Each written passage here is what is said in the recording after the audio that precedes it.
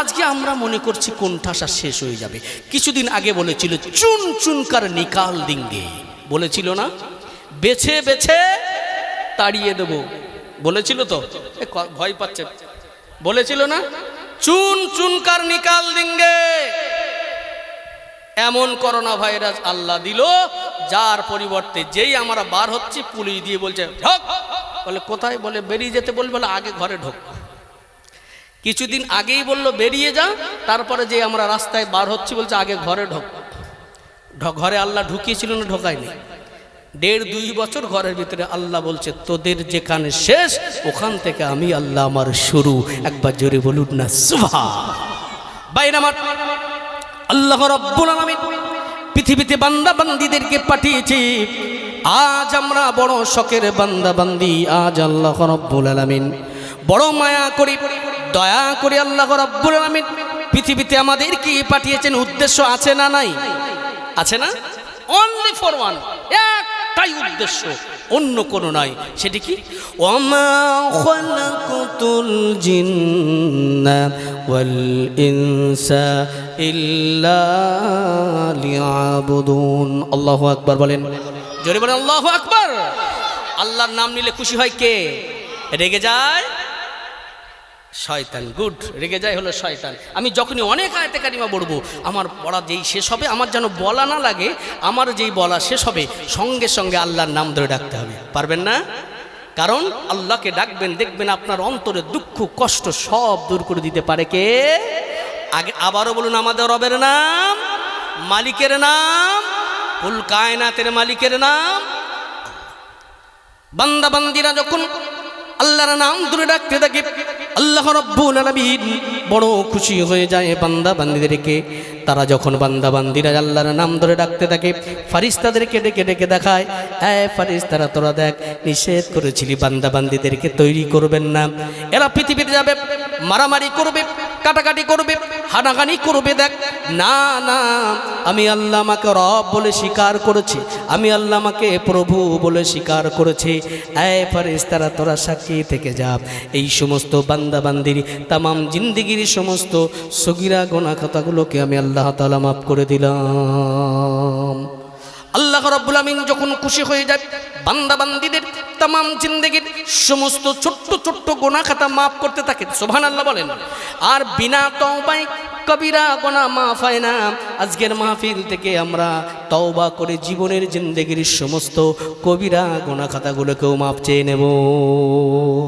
ছোট্ট ছোট্ট গোনা খাতা আল্লাহর নাম ধরে আল্লাহকে খুশি করে রাজি করে তামাম জিন্দেগির সমস্ত গোনা খাতাগুলো, ছোট ছোট গোনা খাতা মাফ করিয়ে নেব।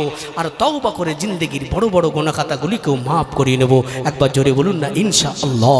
আরো জোরে বলেন না ইনশাআল্লাহ। আসুন এবারে যেটা আমি আপনাদেরকে বলতে চাইছিলাম, তাহলে এই বর্তমান পরিস্থিতিতে যুগ ও সন্ধিক্ষণে আমরা ভয় পেয়ে যাচ্ছি। ভয় পাবেন না, হকের জয় আছে না নাই? জোরে বলুন। বিপদে পড়েছেন, মুসিবতে পড়েছেন, রক্ষা করতে পারে কে? এই বিপদে মুসিবতে পড়লে মুখে তো আমরা বলছি, কিন্তু এই বিপদে মুসিবতে পড়লে আমরা, ভাই একটু গেন টানছে না হালকা? ও ফ্যানের আওয়াজ। আচ্ছা আচ্ছা, তাহলে সাউন্ড খুব সুন্দর, তুমি হাত দেবে না বাপ, আমি বাপ বলিস, খুব সুন্দর। আসুন তাহলে বিপদে মুসিবতে যদি আমরা পড়ে যাই, তাহলে আল্লাহ শরণাপন্ন মুখে মুখে বলি, অন্তর থেকে কিন্তু আজকে আমি বাস্তব কথাটা আপনাদের বলবো। এই যে আজকে ফিরে এসেছি, আল্লাহি কসম আল্লাহর বলছি, এই সামনে কোরআন ও মাজিদ ছুঁয়ে বলছি, আমি কিন্তু শপথ করি না, আজ ফার্স্ট শপথ করলাম। আজকে যে অ্যাক্সিডেন্ট থেকে বাঁচালাম, আমার আল্লাহ বাঁচিয়েছে, তার জ্বলন্ত প্রমাণ আমি কোরআন থেকে আপনাদেরকে বোঝাবো। বিপদে পড়বেন, মুসিবতে পড়বেন, কি করবেন, কি করা দরকার, আজকে সেটাই মূল থিমস থাকবে। আজ আমরা লাঞ্ছিত, বঞ্চিত, পদদলিত, হেয়, প্রতিপন্ন কেন? কি করলে পরিত্রাণ পাবো, মুক্তি পাবো, নাজাত পাবো, আল্লাহর সহযোগিতা পাবো? আসুন, বিপদের কথা বলছেন, বিপদ। আসুন, একটা নবী বিপদে পড়েছিল, জানেন? নবীটির নাম বলছি নবী ইউনুস আলাইহিস সালাম। কি নবী? কিভাবে বিপদে পড়েছিল বলেন তো? গুড, মাছের পেটে। আচ্ছা, মাছ উপরে থাকে না সমুদ্রের তলায় থাকে? সেই সমুদ্রের তলায় অতল সমুদ্রের তলদেশে ওই মাছটা, অন্যান্য তাফসিরি কিতাবে লেখা আছে একটা মাছ খেয়েছিল, সেই মাছটাকে আবার একটা মাছ গিলে খেয়েছে। তাহলে কয়টা মাছ খেলো? দুইটা মাছের পেটের ভিতরে অতল সমুদ্রের তলদেশে। সেখান থেকে বেঁচে আসা সম্ভব? জোরে বলেন সম্ভব। কিন্তু বেঁচে ছিল না, বাঁচে নাই। ভাইয়ের আমার, নবী ইউনূস পয়গম্বর অতল সমুদ্রের তলদেশে দুইটা মাছের পেটের ভিতরে কিছুই দেখতে পায় না। ওই অতল সমুদ্রের তলদেশে বিপদে মুসিবতে যখন পড়লেন, আর নবী আম্বিয়া ইকরামরা যখন বিপদে পড়ে, মুসিবতে পড়ে, ওই সময় আল্লাহর বড় ফেরেশতা জিবরাইল আলাইহিস সালাম এসে হাজির হয়ে যায়। হযরত জিবরাইল আলাইহিস সালাম আসলেন। নবী ইউনূস আলাইহিস সালাম বলে, ইয়া আখি জিবরাইল, এই অতল সমুদ্রের তলদেশে এই মাছের পেটের ভিতরে অন্ধকার জায়গা, এই সমুদ্রের তলায় একটা আওয়াজ শুনতে পায়। বলতে পারেন ভাই জিবরাইল, এই গুনগুন গুনগুন গুনগুন করে যে আওয়াজটা কোথা থেকে আসে? কোন গুঞ্জন দেশ থেকে আওয়াজটা আসে? এই গুনগুন করে কোন আওয়াজ? আল্লাহর বড় ফেরেশতা হযরত জিবরাইল আলাইহিস সালাম বলেছিলেন, ও আল্লাহর পয়গম্বর নবী ইউনূস, শুনে রেখে দেন, এই যে অতল সমুদ্রের তলদেশে গুনগুন গুনগুন গুনগুন করে যে আওয়াজ, অন্য কোনো আওয়াজ নয়। এই অতল সমুদ্রের তলদেশে কঙ্কর পাথরেরা, ছোট্ট ছোট্ট কাকর পাথরেরা 24টা ঘন্টা আল্লাহর জিকিরে মগ্ন, আল্লাহর জিকির করছে। সেই জিকিরের গুনগুন আওয়াজটাই আপনার কানে আসে। এমতো অবস্থায় নবী ইউনূস পয়গম্বর, নবী ইউনূস আলাইহিস সালাম ওই অতল সমুদ্রের তলদেশে মাছের পেটের ভিতর থেকে ভাবলেন, তাহলে কাঙ্কুর পাথরেরা তারাও আল্লাহর জিকিরে মগ্ন, আমি নবী ইউনূস কেন নয়? আমি তো বিপদে পড়েছি, মুসিবতে পড়েছি, আমি কেন আল্লাহর শরণাপন্ন হব না? সঙ্গে সঙ্গে নবী ইউনূস আলাইহিস সালাম একটা দোয়া পড়েছিল। বলেন তো দোয়াটির নাম কি? লা ইলাহা ইল্লা আনতা সুবহানাকা কুনতুম মিনাজ জালিমিন। আল্লাহু আকবার বলেন। যখন কিনা দোয়া ইউনূস পড়তে লাগলেন, এক মুহূর্ত দেরি করলেন না আল্লাহ রাব্বুল আমিন। তাই কোরআন মাজিদের ভিতরে জানান, ফাস্তাজাবনা লাহু ওয়া নাজাইনাহু মিনাল গাম্মি ওয়া কাযালিকা নুযিল মুমিনিন।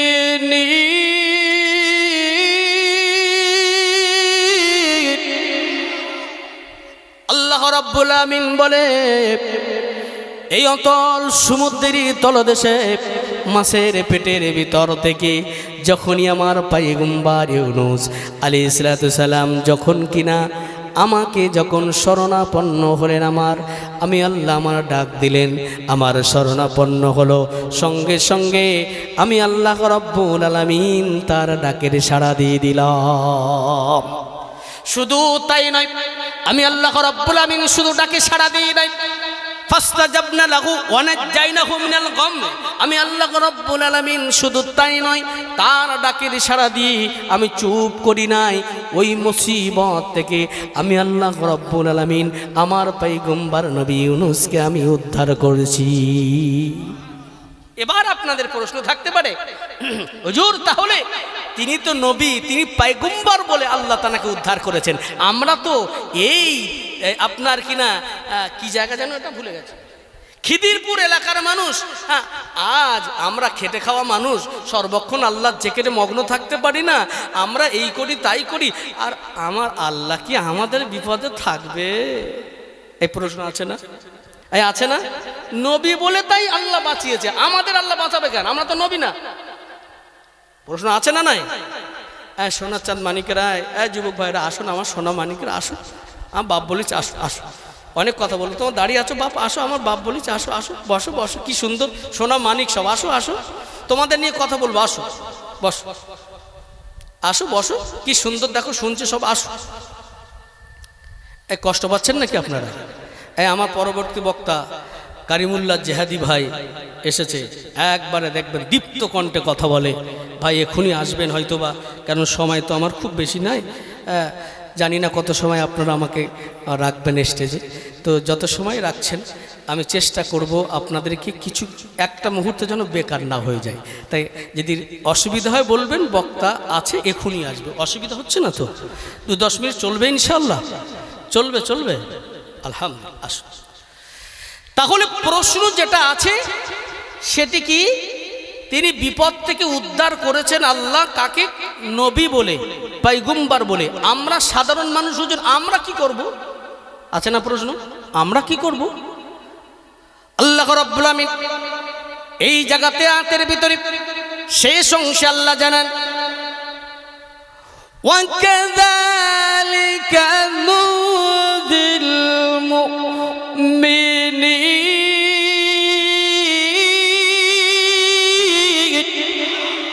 আমি আল্লাহ রাব্বুল আলামিন এইভাবে, ওয়াকাযালিকা, ওয়াকাযালিকা ঠিক এইভাবে। কে বলছেন? কে বলছেন? কি বলছে? ওয়াকাযালিকা ঠিক এইভাবে। যেভাবে, কোন ভাবে? যেভাবে আমার পয়গম্বর ইউনুসকে অতল সমুদ্রের তলদেশ থেকে, মাছের পেটের ভিতর থেকে আমি আল্লাহ সেখান থেকে উদ্ধার করেছি। সুবহানাল্লাহ বলবেন না? মন খুলে হয় না? আহা, ঠিক এমনি ভাবে নুনদিল মুমিনিন, আমি আল্লাহ মুমিনদেরকেও এইভাবেই সাহায্য করব। আরো জোরে হয় না? মন খুলে হয় না? আসুন আরো একটা আয়াত, মুমিন বিপদে পড়েছে, মুসিবতে পড়েছে, কি বলছে? ওয়াকানা হাক্কান আলাইনা নাসরুল মুমিনিন,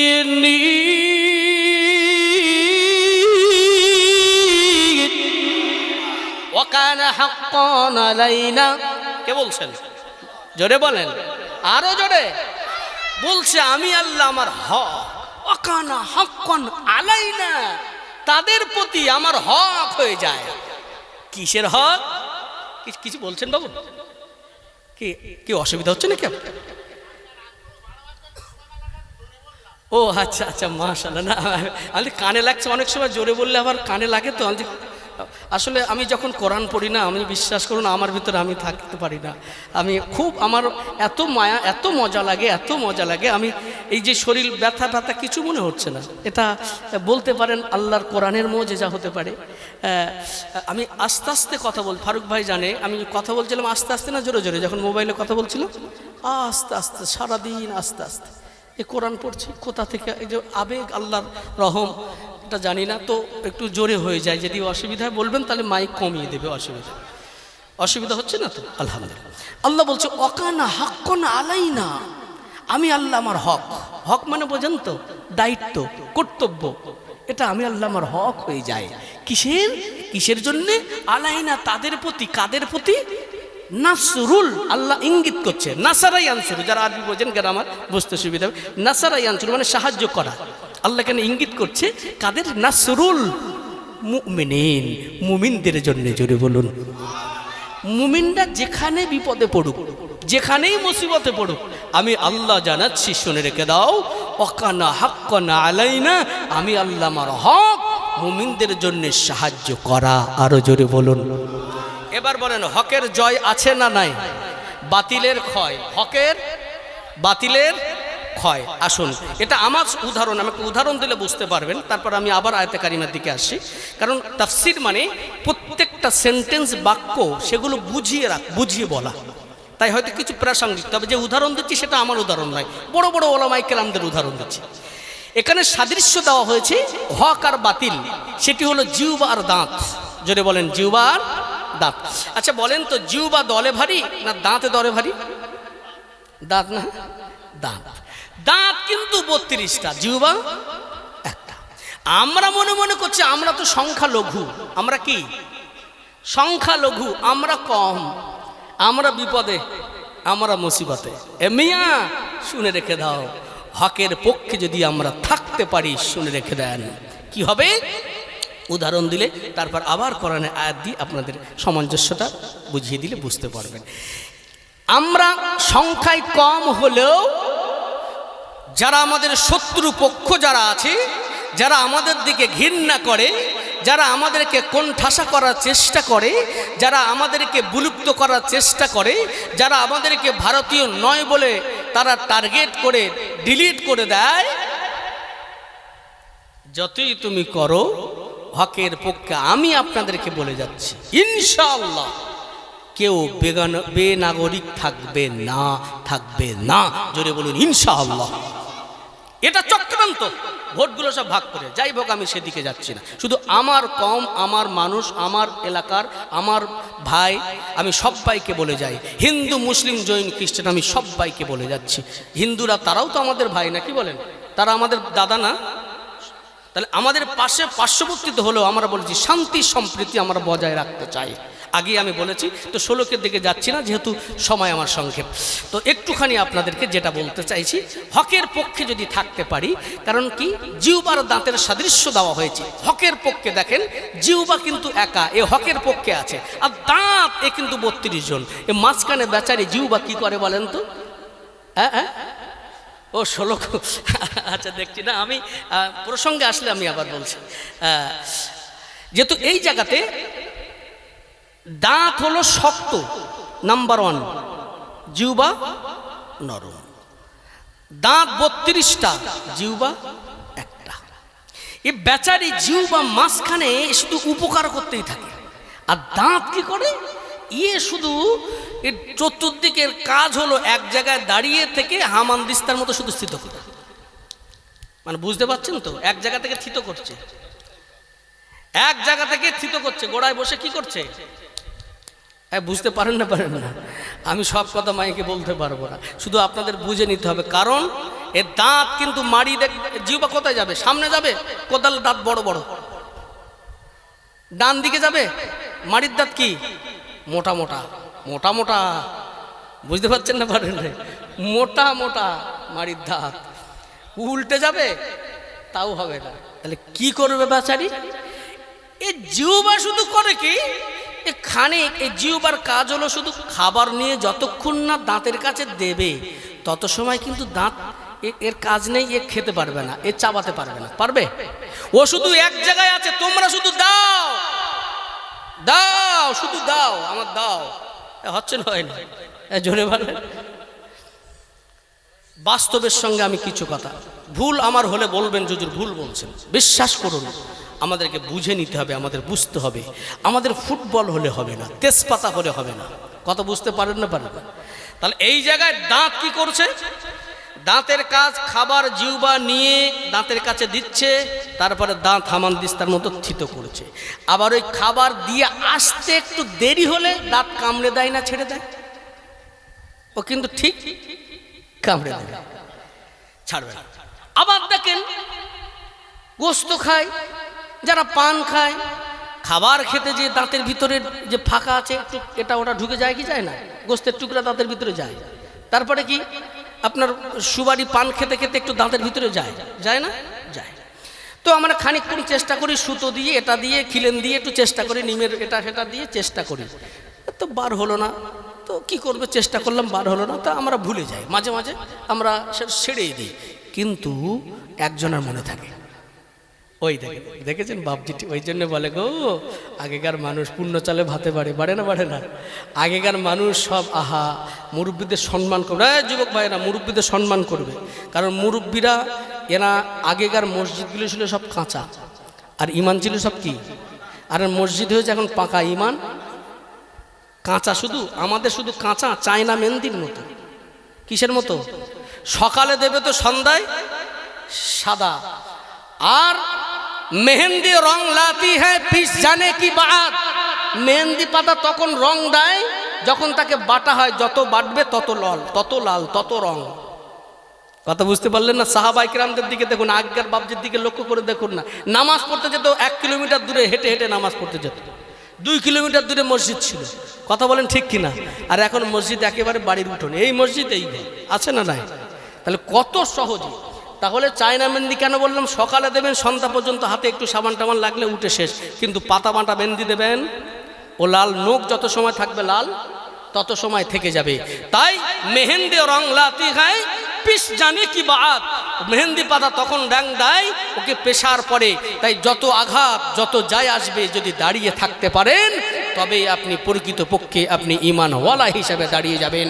তা না হলে রাসূলুল্লাহর হাদিস অনুযায়ী সকালবেলা ঈমানদার তো সন্ধ্যাবেলা বেঈমান, সন্ধ্যাবেলা বেঈমান তো সকালবেলা ঈমানদার। এ কথা ঠিক বলছি না ভুল বলছি? বিশ্বাস করুন। তাই আমাদের ঈমানটা ওই রকম মজবুত করতে হবে। যাই বা হোক, আমি মুরব্বীদের কথা একটু বলে নিলাম মাঝখানে। আজকে মুরব্বীতে তো আমরা সম্মান দিই না। আগে বিড়ি খেত, যা খেত সাইডে খেত, মুরব্বী দেখলে সম্মান করতো। এখন যদি বিড়ি খায়, বিড়ি খাচ্ছি কেন? তোমার টাকা তোমার বাপের টাকা খাচ্ছে, আমি আমার টাকা খাচ্ছি। এই কথা ঠিক না বলবো? এখন সম্মান না, আদব নাই, করবেন। যাই হোক, তাহলে যে কথা বলছিলাম, তাহলে সবার ভুলে যায় দাঁতের ভিতরে কিছু ঢুকলে মনে থাকে কার? জিহ্বার। এ খানিক পরে পরে শুধু ঠালে ঠালে, এই বেরো জিভ ঠালে।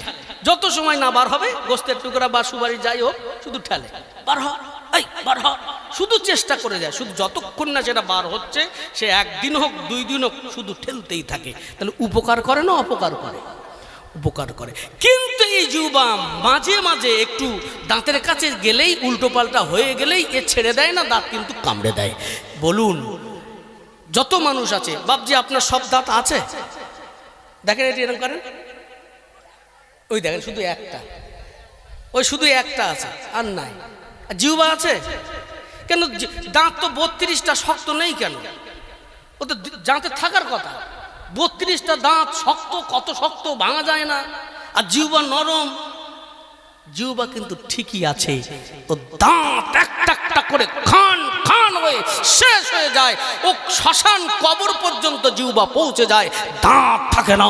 আর হকের পক্ষে জিহ্বা, তাই আপনাদের বলে যায় হকের পক্ষে থাকবেন, তাহলে পরে দেখবেন হকের জয় আর বাতিলের, জোরে বলুন, বাতিলের হয়। আসুন এবার এগিয়ে যাই। যদি আপনি হকের পক্ষে ঈমানওয়ালা যদি থাকতে পারেন, তাহলে এবার আসুন কি হচ্ছে এই জায়গাতে। ওয়ালা তাহিনু ওয়ালা তাহজানু ওয়া আনতুমুল আলাউনা ইন কুনতুম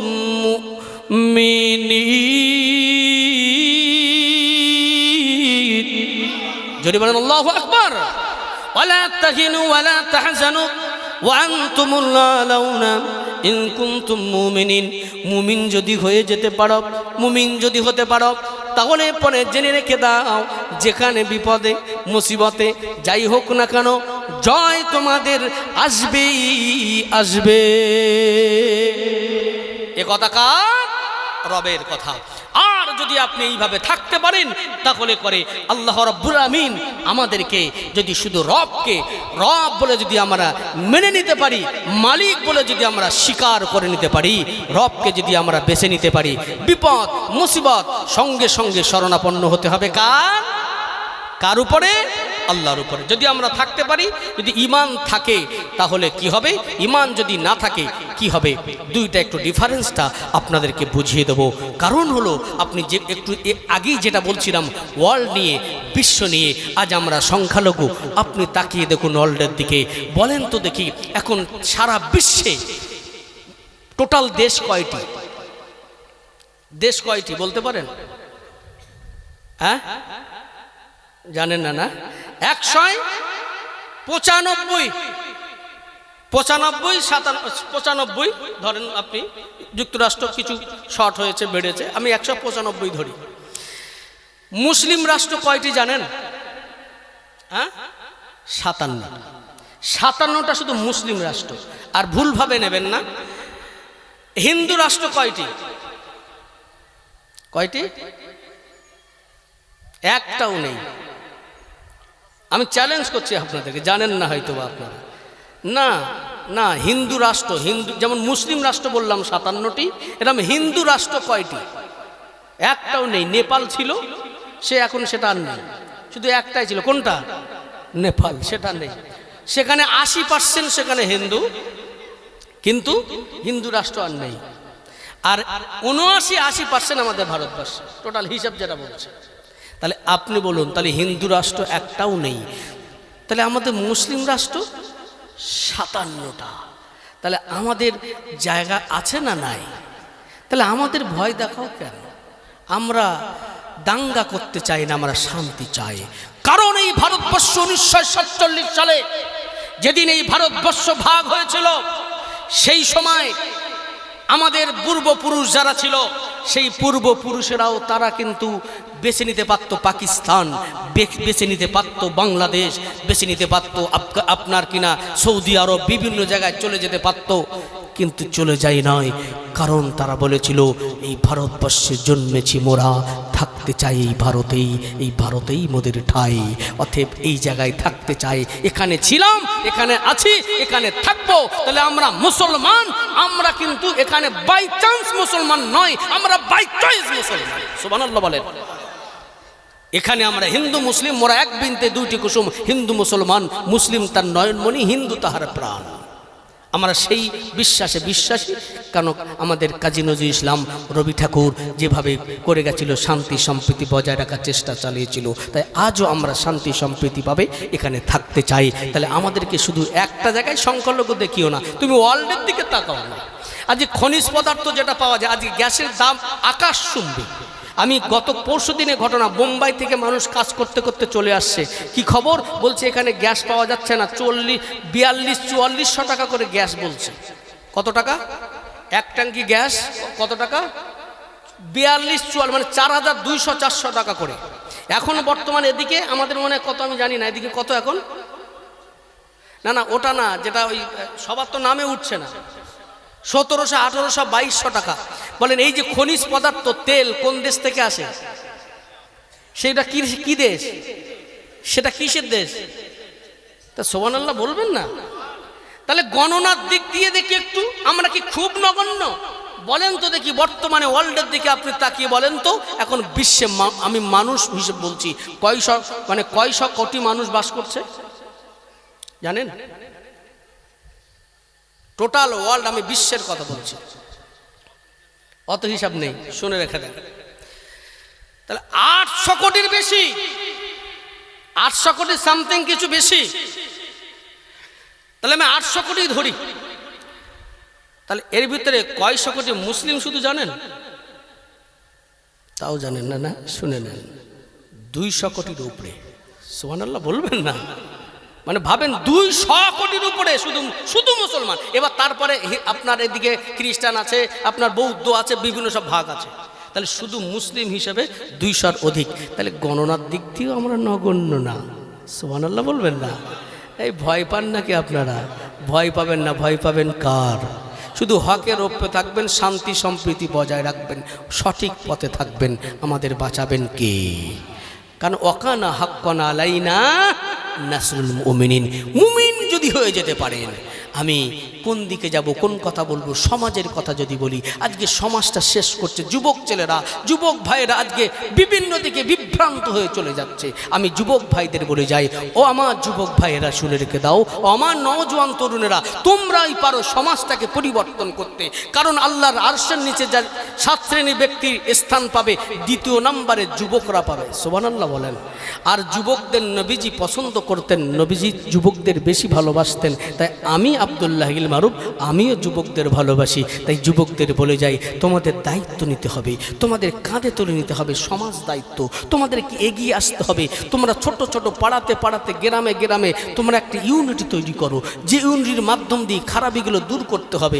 তোমাদেরকে এই ইউনিটির মাধ্যম দিয়ে সমাজটাকে পরিবর্তন করতে হবে, খারাপের দিক থেকে তোমাদেরকে মানুষদেরকে সরিয়ে দিতে হবে। কিন্তু আজকে যুব সমাজ শেষ হয়েছে, ফ্রি ফায়ার, পাবজি, রিলস তৈরি, আর আপনার ইনস্টাগ্রামে তারা শেষ হয়ে যাচ্ছে। কথা বুঝতে পারছেন না? পারেন না? তাই আপনাদেরকে বলছি, যুবক ভাইয়েরা, ফিরে আসুন ইসলামের ছায়াতলে। অনেক হয়েছে, আর না কি আছে দুনিয়ায়। আমি আগেই বলছি, আমি আজকে আসতে পেরেছি, বিশ্বাস করুন, যে কথা বলতে বলতে যখন আমার অ্যাক্সিডেন্টের কথাটা শোনেন, কেন কিভাবে আমি বেঁচে আজকে স্টেজে আসতে পেরেছি। আমার স্করপিও গাড়ি, আমি যাচ্ছি, কিভাবে বেঁচেছি সেটা বলছি, আল্লাহ কিভাবে বাঁচিয়েছে। কারণ শরণাপন্ন হতে হবে কার? আর নবী ইউনূস আলাইহিস সালাম কোন দোয়া পড়েছিল? লা ইলাহা ইল্লা আনতা সুবহানাকা ইন্নী কুনতু মিনাজ জালিমিন। দোয়া ইউনূস, তাকে বলি আমরা। আমার স্করপিও,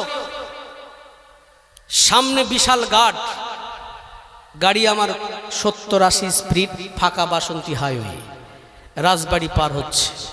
সেখান থেকে সামনে গাড়ি, ইঞ্জিন ভ্যান, একটা বাইক দাঁড়ানো। আমার ড্রাইভার বুঝতে পারেনি 70-80 স্পিড, ওই কাছাকাছি ওই রাস্তা, এখানে গাড়ি, তাহলে এখান থেকে দাঁড় করানো সম্ভব? গাড়িটা শাটল ব্রেক মারল ইঞ্জিন ভ্যানটাকে বাঁচানোর জন্যে। যেই ব্রেক মারল, গাড়ি ওদিকেই যাচ্ছে, ড্রাইভার ডান দিকে ঘোরালো, মাথাটা বার করলো, ওই দিক থেকে একটা ট্রাক আসছে, ওই রকম স্পিড। কত স্পিড বলতে পারবো না, খালি গাড়ি আসছিল, বিশাল স্পিড, ফাঁকা রাস্তা, বাম্পার নেই, আমাদের বাসন্তী হাইওয়ে বাম্পার নেই, চওড়া রাস্তা। লরিটা খালি আসছিল, বিশাল স্পিডে আসছে লরিটা। যেই লরিটা আসলো আর আমাদের গাড়িটার মাথা বার করলো, ও শ্যাটেল মারলো আমাদের বাঁচানোর জন্য। যেই শ্যাটেল মারলো আর আমাদের গাড়িটা গিয়ে এত জোরে, আমি দেখতে পাচ্ছি পুরো, আমি পিছনে মাঝখানে বসে আছি, সামনে একজন, সব বেল পড়া, আর আমি মাঝখানে বসা। বিশ্বাস করুন, আমি দেখতে পাচ্ছি গাড়িটা মুখোমুখি হবে। আমার আল্লাহ আমার জবান থেকে ওই লাগানোর আগেই বলে দিল, জবান থেকে আল্লাহ বলিয়ে দিল, দোয়া ইউনূস, লা ইলাহা ইল্লা আনতা সুবহানাকা ইন্নী কুনতু মিনাজ জালিমিন। আল্লাহি, আল্লাহ শপথ রেখে বলছি, বিশ্বাস করুন, ওই ওসিলায় আমার এটা আত্মবিশ্বাস আল্লাহ আমার জবান থেকে পড়িয়ে নিয়েছিল। আমার গাড়ি চূর্ণ বিচূর্ণ হয়ে গেল, সামনের ড্রাইভার বেলুন ফেটে গেল, এয়ারব্যাগ ফাটলো, এয়ারব্যাগ বার হওয়ার পরে এয়ারব্যাগও ফেটে গেল, ড্রাইভারের চুল পরিমাণ কোনো ক্ষতি হয়নি। বিশ্বাস করুন, বাম সাইডে ছিল আমার একটা বন্ধু আর হাফেজ সাহেব, সামনে তারও কিছু হয়নি, শুধু চোখে আঘাত লেগেছে এই জায়গায়। মানে আমি ওই তুলনায় কিছু নেই, আঘাত আমাদের হয়েছে। মানে গাড়ির সামনে পজিশন আছে, আপনার দেখে নেবেন, ফারুক ভাইকে আমি পাঠিয়েছিলাম ভিডিওটা। গাড়ির চিহ্ন বিচ্ছিন্ন হয়ে গেছে, গাড়িটার কোনো ক্ষত বিক্ষত হয়ে গেছে, কিন্তু সেই তুলনায় আমাদের কিছুই হয়নি। আমার আল্লাহ বাঁচিয়েছে। সবাই বলছে ট্রাক ড্রাইভার গাড়ি সাইড করে দিয়ে, আমি যাচ্ছিলাম আমাদের দিকে মুখ করে কলকাতা থেকে, তাহলে ওই দিকে গাড়িটা ঘুরে আবার ওই দিকে চলে গেছে, গাড়িটা উল্টো ঘুরে আবার সেই দিকে, যেদিক থেকে আসছিলাম সেই দিকে হয়ে গেছে। গাড়ির এত ক্ষয়ক্ষতি, তবু আমাদের এমন তেমন কিছু হলো না কেন? শুধু এই দোয়া ইউনূসের ওসিলায়। বিশ্বাস করুন, আমার জবান থেকে ওখানে বাবারে মারে, গাড়ি ঘোরাও, গাড়ি স্টপ করো, এসব তো আল্লাহ বার করেনি, আমার জবান থেকে ওটা আমাকে বার করে নিয়েছে। আর এই ওসিলায় আমি বিশ্বাসী, আমার আল্লাহ আমাদেরকে হেফাজত করেছে। জোরে বলুন না সুবহানাল্লাহ। এই সাদাকা দিয়ে, মাদ্রাসায় এতিমখানায় সাদাকা দিয়ে এই আপনাদের মাঝে চলে আসলাম। বিশ্বাস করুন, আমি আপনাদের বলে যাই, বিপদে আপদে বালা মুসিবতে শরণাপন্ন হবেন কার? জোরে বলেন, আল্লাহ ছাড়া কোনো মাবুদ নাই। একবার অন্তর থেকে ডাক দেন তো, বলেন আল্লাহু আকবার। আরো জোরে ডাক দেন, আল্লাহু আকবার। দেখবেন আল্লাহর ডাকলে অন্তরটা, আল্লাহর নাম নিলে অন্তরটা শান্তি লাগে না? লাগে না? লাগে। আসুন, সে আল্লাহকে যদি আমরা রব বলে মেনে নিতে পারি, ইমানটা যদি আমাদের থাকে, ইমান যদি না থাকে, একটু যেহেতু আমি দুনিয়ার কথাটা আমি বলতে বলতে এখানে চলে আসলাম, তাহলে আমাদের গণনার দিক দিয়ে আমরা কম নয়, শক্তির দিক দিয়ে কম নয়। খনিজ পদার্থ, তেল, গ্যাস সব বাইরে থেকে, মুসলিম রাষ্ট্র থেকে আসে, তাহলে সেটাও কিন্তু আমাদের সেই ক্ষমতা আজকে আল্লাহ আমাদের পাওয়ার দিয়েছে এত, তবু আমরা ভিজা বিড়ালের মতো চলি, আমরা আমাদেরকে চিনি না। গণনার দিক দিয়ে কম নাও, রাষ্ট্রের দিক দিয়েও আমরা কম নয়, তাহলে আমরা ভয় পাই কেন? আসলে আমাদের ইমানটা কমজোরি, ইমানটা কমজোরি। ইমান যদি রাখতে পারেন, ইহকাল পরকাল, আসুন মৃত্যুটা যদি বলি তাহলে বুঝতে পারবেন, তাহলে সেটা বলে আমি আবার যদি সময় থাকে ফিরে আসবো তাফসিরের দিকে। আসুন, যদি ইমান থাকে কিভাবে মৃত্যু, ইমান যদি না থাকে কিভাবে মৃত্যু হবে, এই দুইটাকে বললে আপনারা পরিষ্কার হয়ে যাবেন। তাহলে আমাদের কি করণীয়, অনেক আলোচনা শুনেছেন, নিগুড় তত্ত্ব। আসুন ভাইয়েরা আমার, বান্দা বান্দিরা দুই শ্রেণীর হয়ে যায়। একটা হলো ইমানওয়ালা, আর একটা হলো নাফরমান বান্দা বান্দি, যাদের ইমান নাই। মৃত্যুটা ইমানে গলাতে কেমন ভাবে মৃত্যু হয়? হযরত আজরাইল আলাইহিস সালাম ইমানদারদের জন্য একরকম ভাবে রূপ ধারণ করে আসে, আর নাফরমান বান্দা বান্দিদের জন্য আজরাইল আলাইহিস সালাম আর এক রকমভাবে রূপ ধারণ করে আসে, একভাবে আসে না। হযরতে আজরাইল আলাইহিস সালাম ইমানদার বান্দা বান্দিরা তাদের মৃত্যুর সময় মাতার কাছে আসে, সুন্দর চেহারা বিশিষ্ট, নুরানি চেহারা, সুন্দর চেহারা বিশিষ্ট আজরাইল আলাইহিস সালাম চলে আসে। শুধু একা নয়, আরো জান্নাত থেকে জান্নাতি ফারিস্তারা সঙ্গী সাথী হয়ে আজরাইল আলাইহিস সালামের কাছে চলে আসে, আর সঙ্গে আনে জান্নাত থেকে সাদা রঙের কাপড়, জান্নাত থেকে সাদা রঙের সুগন্ধি মিষ্টি আম্বার লাগানো কাপড়। সুবহানাল্লাহ বলেন। এটা কাদের জন্য বলছি? ইমানদার। দুটো সব শুনবেন তো নাকি একটা শুনবেন? দুটো শুনবেন। আগে কোনটা, ইমানদারদের না বেঈমানদের? কাদের শুনবেন? আচ্ছা, দুটো পাশাপাশি বলি নাকি, তাহলে সুবিধা হবে। দুটো পাশাপাশি বলি। ঈমানওয়ালা বান্দা বান্দিরা আজরাইল আলাইহিস সালাম মাতার দ্বারে নরমাল চেহারা, সুন্দর চেহারা বিশিষ্ট আজরাইল যখন চলে আসি, আর সঙ্গে ফারিস্তারা, জান্নাতি ফারিস্তারা সাদা রঙের কাপড় নিয়ে, সুগন্ধি মাখানো কাপড়টা নিয়ে যখন চলে আসে, আর এই সুগন্ধি ঈমানওয়ালা বান্দা বান্দির নাকে পৌঁছে যায়, বুঝতে পেরে যায় জান্নাতি সুগন্ধি নাকে পেয়ে যায়।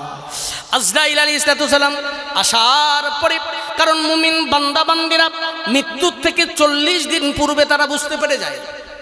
সুবহানাল্লাহ বলবেন না? কয়দিন পূর্বে? ইমানদাররা 40 দিন পূর্ব থেকে বুঝতে পেরে যায় আমি আর থাকতে পারবো না। তবে কখন মরবে জানে না, জানে আমার এবার চলে যেতে হবে।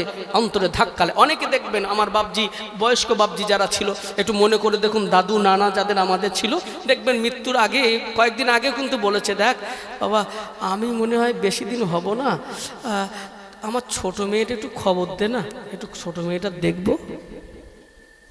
বলতো না? বলেনি? ছোট মেয়েকে ডাক, আমার বড় ছেলেটাকে ডাক।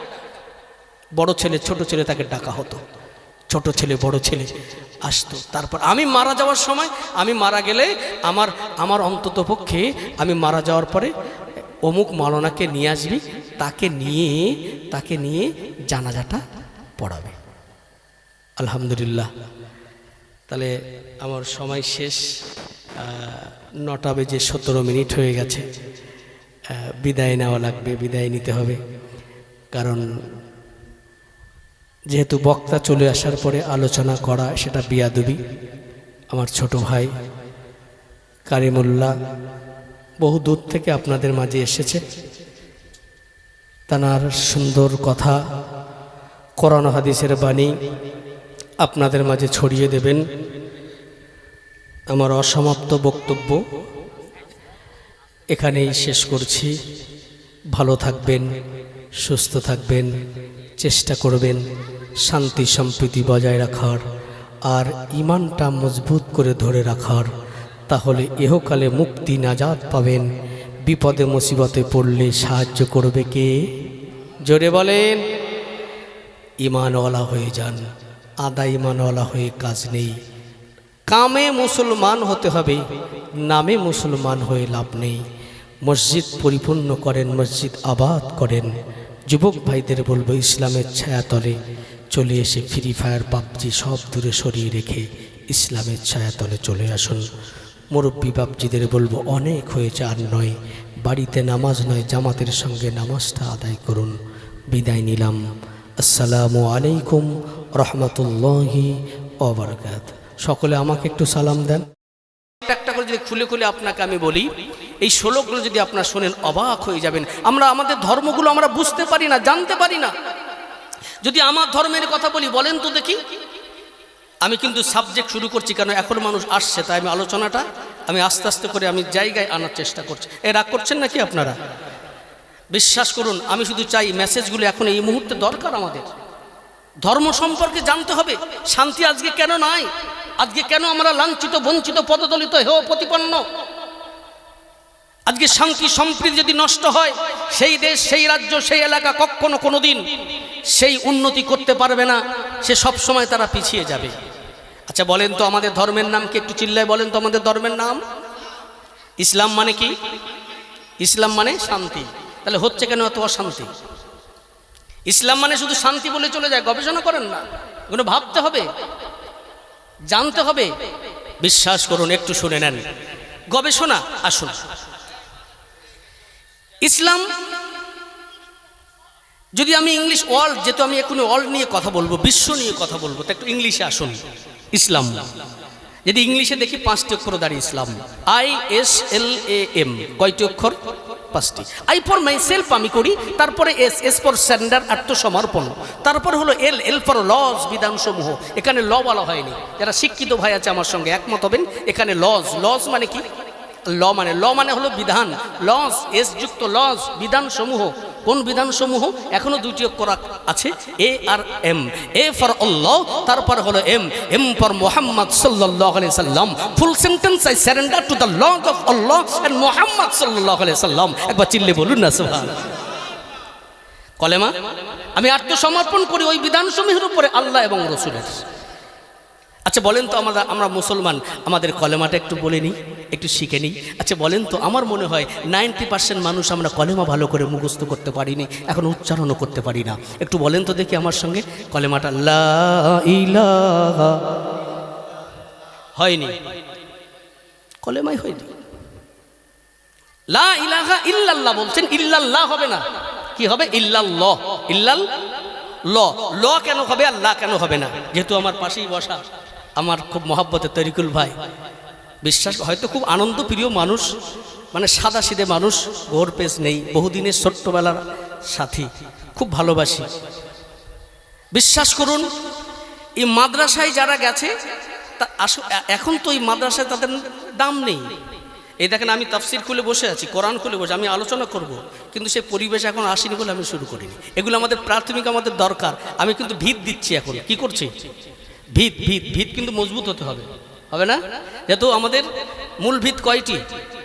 জোরে বলেন, জোর হলো না, আরো জোরে। মাশাআল্লাহ, এই তো চাঙ্গা। আমার শ্রোতা মানে সবসময় চাঙ্গা থাকতে হবে। পিকআপ হাই, আমি তো গাড়ি। আরে অ্যাক্সিডেন্ট করে মাথার যন্ত্রণা, বুকের যন্ত্রণা, আল্লাহর কাছে বলেছে, আল্লাহ শুধু বলে নাও। বিশ্বাস করেন, আম্মাজান মাথায় একটু ফু দিয়ে দিয়েছে, বলছে বাবা যা, জলসা করতে আসতে দিচ্ছিল না, ডাক্তার নিষেধ করেছে, কথা বলা যাবে না, 1 সপ্তাহ বেড রেস্ট। আমি তোর বেড রেস্ট, আমার আল্লাহ যদি আমার বলায় বেড রেস্টে কী করাবে? আমার ফারুক ভাই বলছে, হুজুর একটু আসেন, যুবকরা সব এই অবস্থা, আসতে হবে। আসতে একটু দেরি হয়েছে, তার জন্য ক্ষমা প্রার্থী। যাই হোক, তো আমি যে কথা বলছিলাম, তাহলে আপনারা হচ্ছে পিকআপ, আপনাদের পিকআপ যদি হাই হয়, আমি তো গাড়ি, আমার গাড়ি তত জোরে যাবে। পিকআপ যদি স্লো হয়, গাড়ি কিন্তু স্লো হবে। দেখি পিকআপ হাই না লো? Pickup high.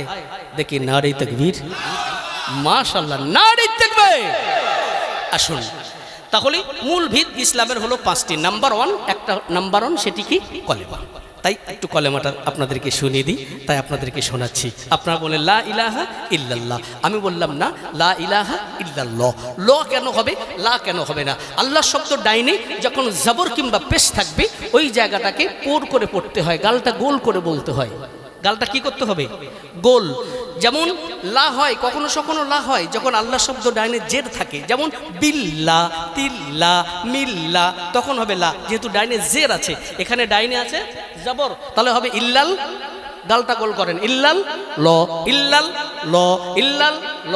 আর মুহাম্মাদুর রাসূলুল্লাহ, লাস্টে একটা আল্লাহ শব্দ আছে, ডাইনে আছে পেশ, মুহাম্মাদুর রাসূলুল্লাহ, ওটাও হবে গাল গোল। তাহলে সুরে সুর মিলিয়ে আমার সঙ্গে একটু কলেমা পড়ে নেন।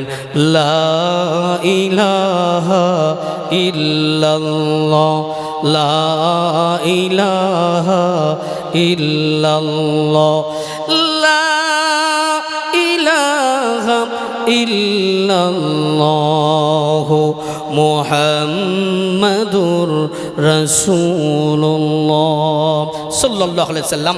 There is none other beside Allah. The Prophet Muhammad sallallahu alaihi wasallam is the messenger of Allah. একবার চিল্লে বলুন না সুবহানাল্লাহ। নেই কোনো মাবুদ আল্লাহ ছাড়া, এবং মুহাম্মদুর রাসূলুল্লাহ সাল্লাল্লাহু আলাইহি সাল্লাম হলেন আল্লাহ তাআলার পাঠানো পয়গম্বর, নবী ও রাসূল। অতএব তাহলে আমাদের মূল ভিত এটা মনে রাখতে হবে, কারণ এটা হলো আমাদের ঈমান। এটার নাম কি? ঈমান। দুনিয়াতে আপনি যাই করেন, যেটাই করেন না কেন, সব একটা জিনিস দরকার, সেটি হলো টাকা। জোরে বলেন কি? আজ আছে কাল নাই, রুপিয়া ফেলে তো তামাশা দেখো। টাকা যদি থাকে আপনার কেস চাপা পড়বে, টাকা যদি না থাকে আপনি বাড়ে পড়ে থাকবেন, আপনার ফাইল সেখানে পড়ে আছে। উঠবে না, যেখানেই যাবেন। কিন্তু মৃত্যুর পরে ওই যে কাফনের পকেট থাকে না, পকেট থাকে 10টা 12টা করে থাকে, তো থাকে না? এদিকে কাফনের পকেট থাকে না? আহা, তাহলে টাকা নিয়ে যাওয়া যায় না? তাহলে দুনিয়ায় তো এত রাহাজানি, এত টাকা, লক্ষ লক্ষ কোটি কোটি টাকা, তার জন্য সম্মান। আগে ছিল আব্দুর রহমান, এখন টাকা হয়েছে আব্দুর রহমান বাবু, যুক্ত হয়েছে কি বাবু যুক্ত হয়ে গেল। বিশ্বাস করুন, মৃত্যুর পর ওখান থেকে আর কোনো টাকা পয়সা, আপনার সম্মান কিছুই যাবে না। সত্যি যদি আপনার থাকে ঈমান, তবেই রেহাই আসবো। সেই দিকে আসুন। কি করা দরকার, কি করতে হবে, কি করলে শান্তি পাবেন, ওয়ার্ল্ডের দিকে তাকাতে বলেছি আপনাকে।